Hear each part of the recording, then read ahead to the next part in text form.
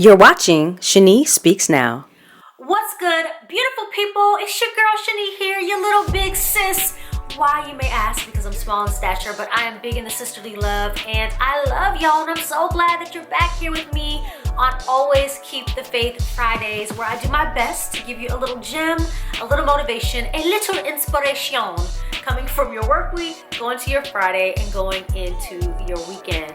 How y'all doing? How you feeling? You feeling good? I know, it's rhetorical. You can't talk back to me here, but hopefully you can talk back to me in the comments and let me know how your week has been. I'm so glad to make it through another week. Faith fam, I love y'all, and I'm so glad that you all are subscribed. And if you are watching for the first time, welcome. You are welcome here. I hope that you will take the time to subscribe and become a part of the Faith fam, or you can even follow me on Instagram or Twitter, even though I don't tweet as much as I probably should, at Shani Speaks Now. I would love to connect with you. So today we're going to talk about something that's, how can I describe it? It's not so serious as the topic that I get into is a little bit serious. However, the message behind it is one that I think will be good for everyone, because it's all about the times when we have to say the hard things. Now, I don't know about you, but in my family group, in my friend group, in my church group, just whatever groups it is that I seem to be in, many times I'm the one who is volunteered to say or sometimes write the hard things, the things that no one really wants to say or tell people. I have been the one who's had to write emails or letters to kind of, you know, in the nicest way possible, let someone down or whatever the case may be. I'm volunteering for these things a lot because, one, I tend to be a very good-natured person who really doesn't want to hurt people's feelings. Also, I'm very particular with my words, and I have a very, very good level of tact, if I should say so myself. I'm not bragging, but I really just like to be able to say things in a way that can keep relationships together. I want to keep people's dignity, and I don't want to hurt their feelings. So I have been asked to do things like tell someone who was a cheerleader and a flyer on top of the pyramid that they did not smell so good and people below them. Yeah, I know. It sounds a mess. It was a mess. However, I successfully was able to let this person know and not hurt their feelings to the point that they were crying and hugging me afterwards. Yes, I know. Sounds crazy, but it's true.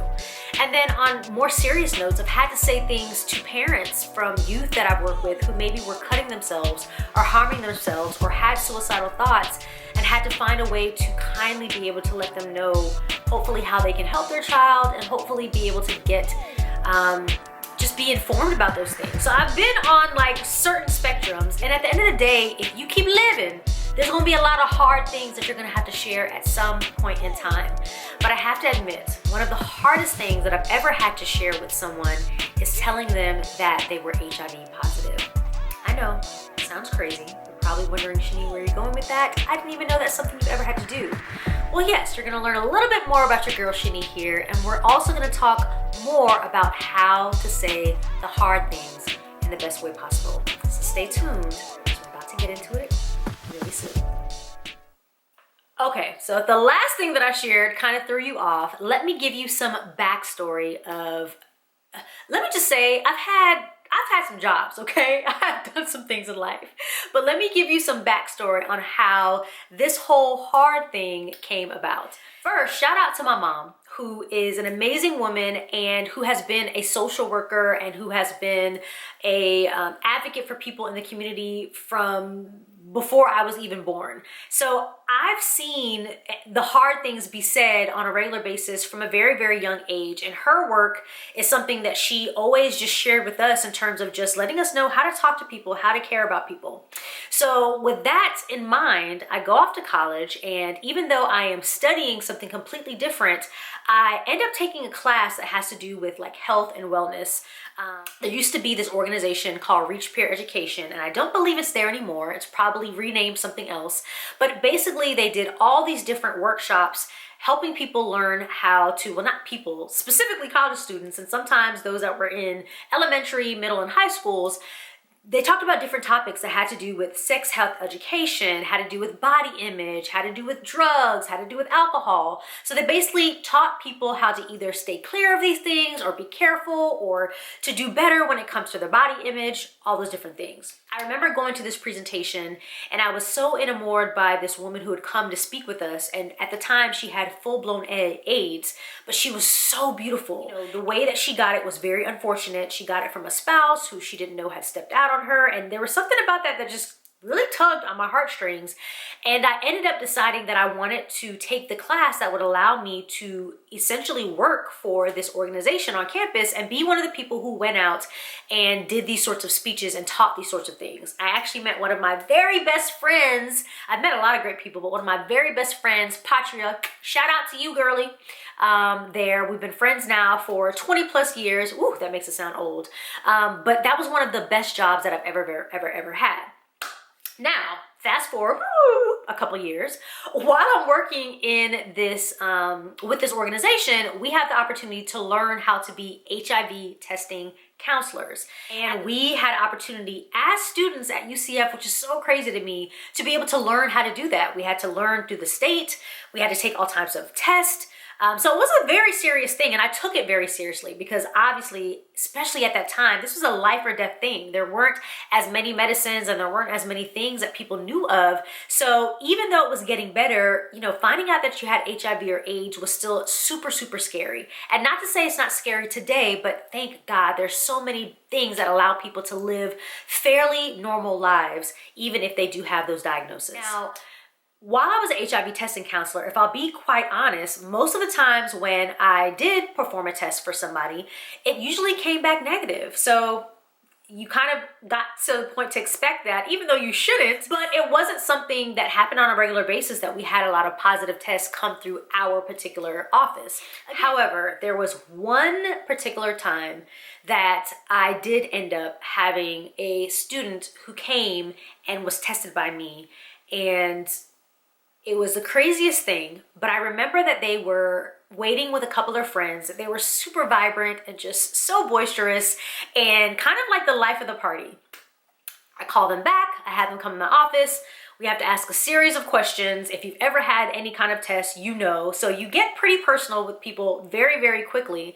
But I'll never forget that I realized that their demeanor just kind of changed. And they went from the life of the party to just very sober. Now, it could have been obviously because of just the testing, because that can be a very nerve-wracking thing. But my intuition told me different. Usually, I never ask any questions outside of what I'm supposed to ask.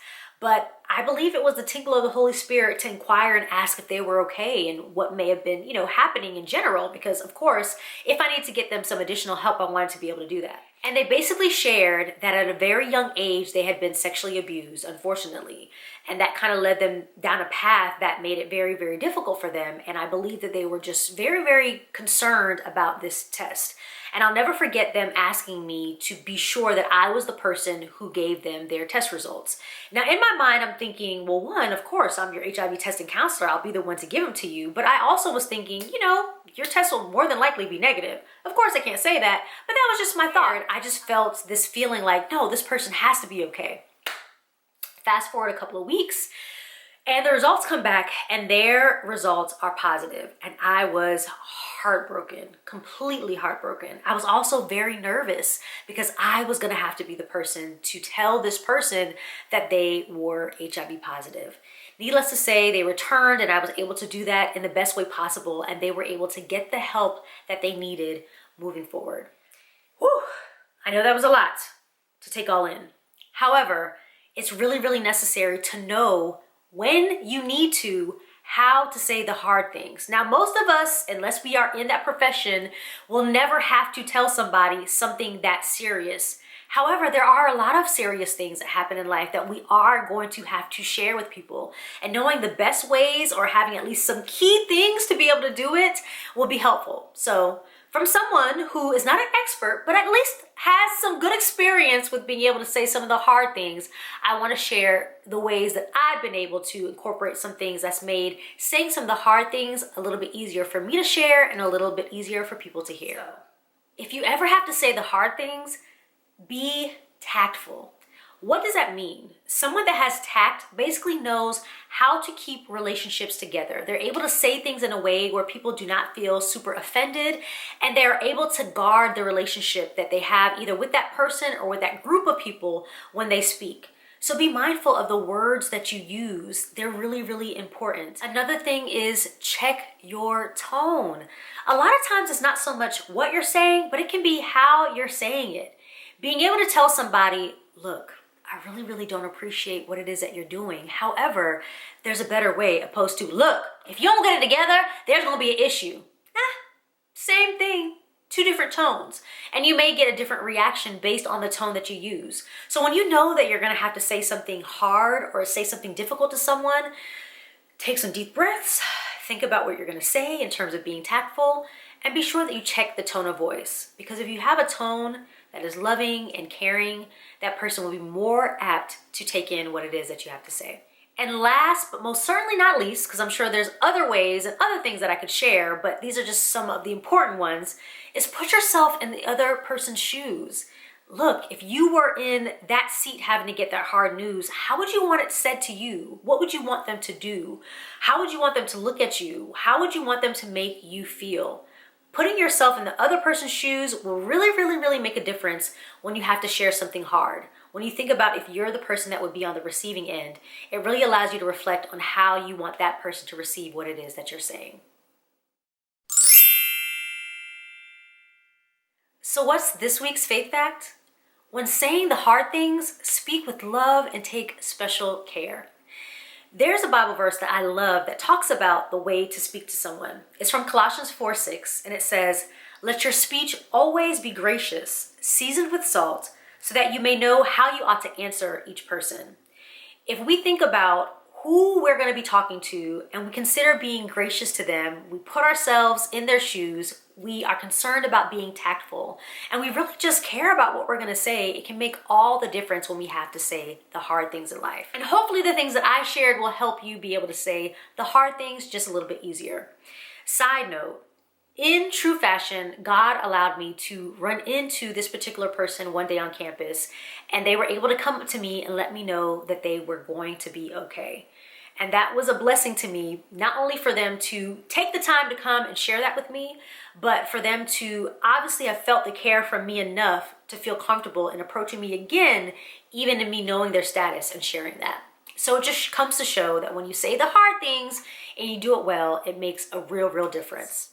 Well, that is it for this week's episode. I hope that you all got something out of it. I hope that me sharing tidbits from my life and my story have been helpful. I love the things that are coming to my mind and how things are being put together. So I hope that you are loving them too. As always, join the Faith Fam if you aren't there already. Be sure to like, subscribe, and let's connect at Shani Speaks Now. And that's it. I'm not going to keep y'all long. Y'all have a great rest of your Friday. You have a great weekend. And you know how we end every episode with the motto: always keep the faith and let the Lord fight your battles. I love y'all. Take care. Peace. Thanks for watching, Faith Fam. Be sure to subscribe, share, and like this episode. And I'll see you back on my channel soon.